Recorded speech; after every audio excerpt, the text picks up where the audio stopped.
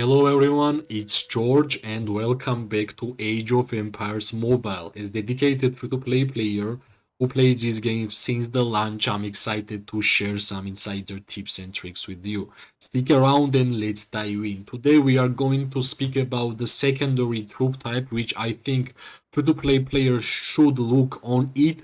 As an archer main, I think being as an archer and swordsman main as a together is a perfect match, right?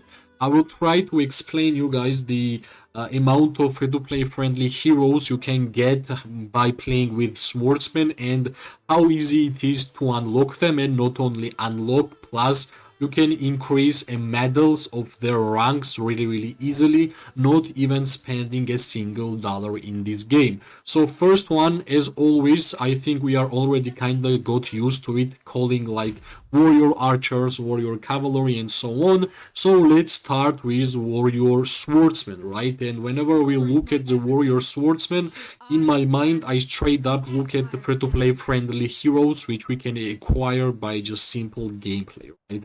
Josephine, you can get from the normal pools, and you can get a lot of Josephine. You can see I have all Josephine on like 3.5 ranks. And King Derek is one of the most free-to-play friendly heroes because at the beginning there is event where you can get King Derek's medals by just simple gameplay with yourself and with your alliance members. So you can actually kinda max out King Derek, right? And the third one, which is Hammurabi. Hammurabi is also free to play friendly because you can get Hammurabi from the normal pools as a free to play friendly gameplay. So, which means we have not spent a single dollar by acquiring them, and we have not spent a single dollar by upgrading their ranks, right?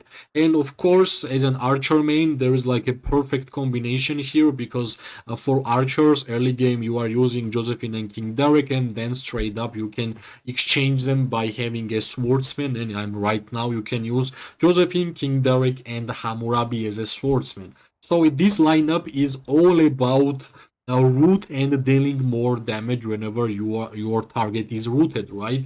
Of course, having Josephine is just dealing damage and give us a little bit of healing. Like first skill is like pure damaging skill, and the second skill, well, whenever you are launching a normal attack, you are dealing damage, plus you are recovering your troop units, which is kinda healing, right? And King Derek, the important stuff about King Derek is that he needs the enemy to be rooted in order for King Derek to deal more damage, right? Like first of all, the dealing damage plus increasing the hero might for 6 seconds is great, and plus deals might damage to target. If the target is in root state, increases damage dealt, right? And the perfect third hero for this lineup is Hammurabi, because Hammurabi is rooting the enemies, right? Inflicts the root state of the target, causing them to take damage each second for 3 seconds. So basically, Hammurabi and King Derek has a high synergy from the roots, and Josephine is there because she can deal a lot of damage and she can recover a lot of HP also, right? Because recovering troops HP is quite important. Plus, you can see how much medals I have already got for these three heroes. Of course, Josephine is higher. King Derek, I actually could not max out King Derek, but it is possible for every to play players, and I have been pretty unlucky in terms of Hammurabi and the amount of medals I have got for him. But if you are working on this lineup, I think this is like one of the most perfect free-to-play friendly lineups. Of course, here in Warrior Swordsman heroes, we can see that we can build a pay-to-win lineup, which will be super amazing, right? And the pay-to-win lineup for the Warrior Swordsman, like you can get Miyamoto Musashi from the VIP, which you can get only by spending. You can get Constantine the Great from the VIP also by some spending, and you can get Tribushana from the legendary Advent from the Imperial coins, which is like kinda more free-to-play friendly than Miyamoto and Constantine, right? This would be the late game version of Warrior Swordsman, which is going to deal a lot of damage because I think it's pretty obvious that any lineup where is Miyamoto, there is a lot of damage, right? And Tribushana is quite good also. Plus, you can see like these three heroes and even King Arthur, they have like basically Tribushana, um, Miyamoto, and Constantine, they have only one speciality, which is swordsman, right? And they are great at whatever they are doing.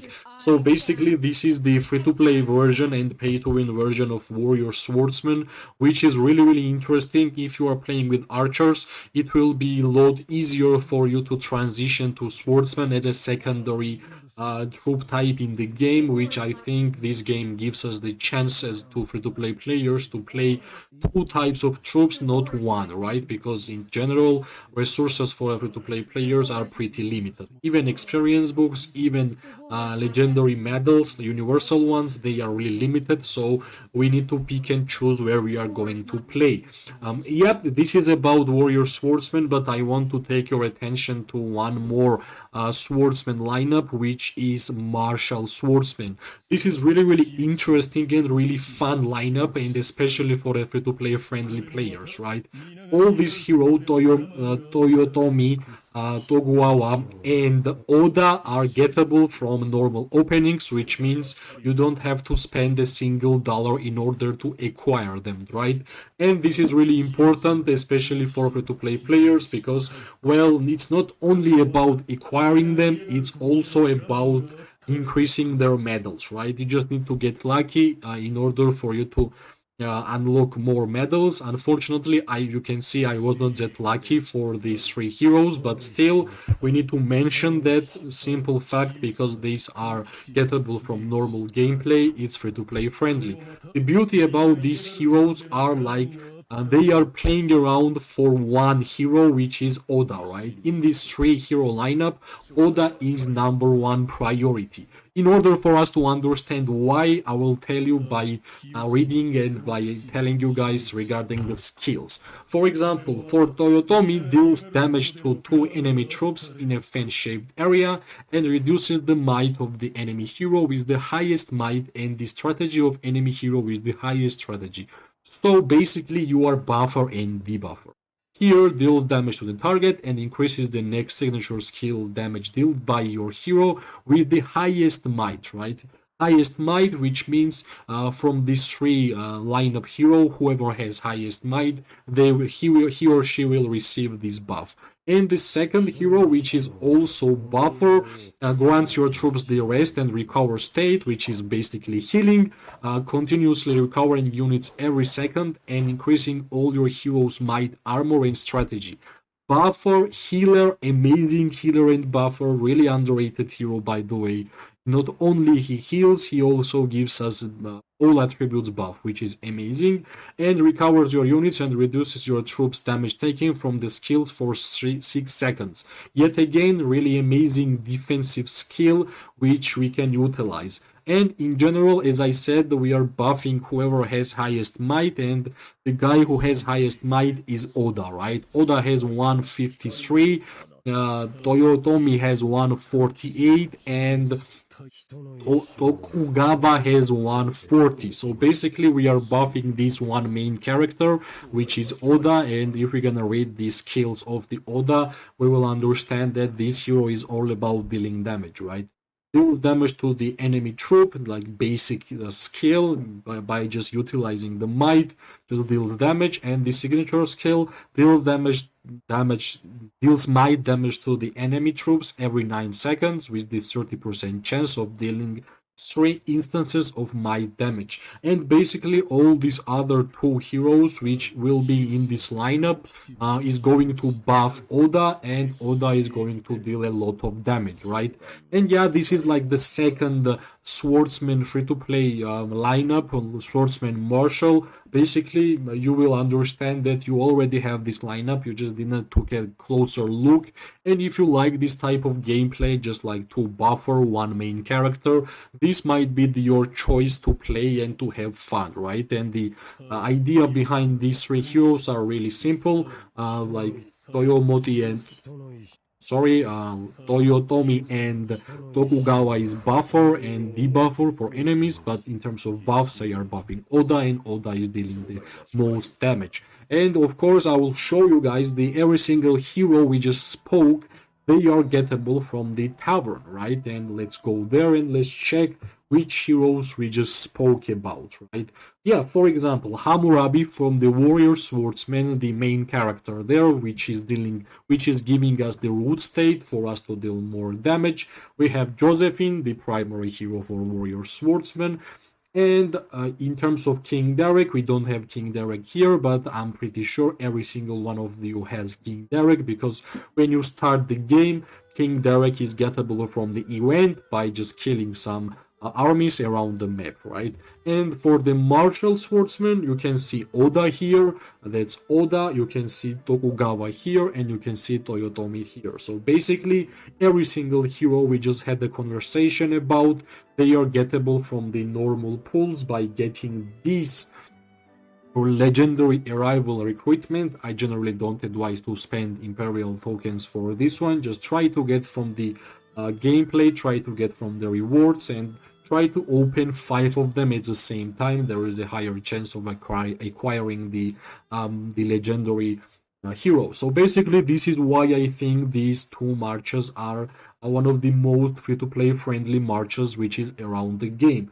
First one, Warrior Swordsman, is en route, like rooting the enemy and dealing damage to them, which is pretty easy to transition if you are playing with the Warrior Swordsman.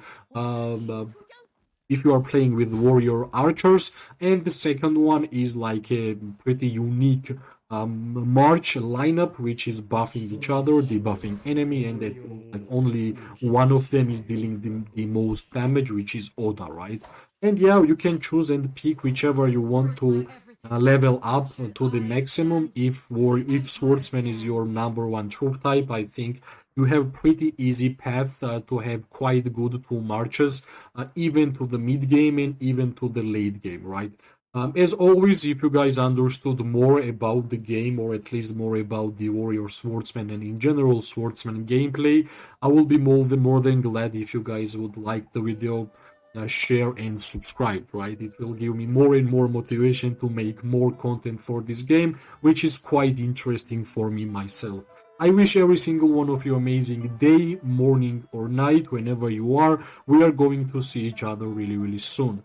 Bye bye and luck.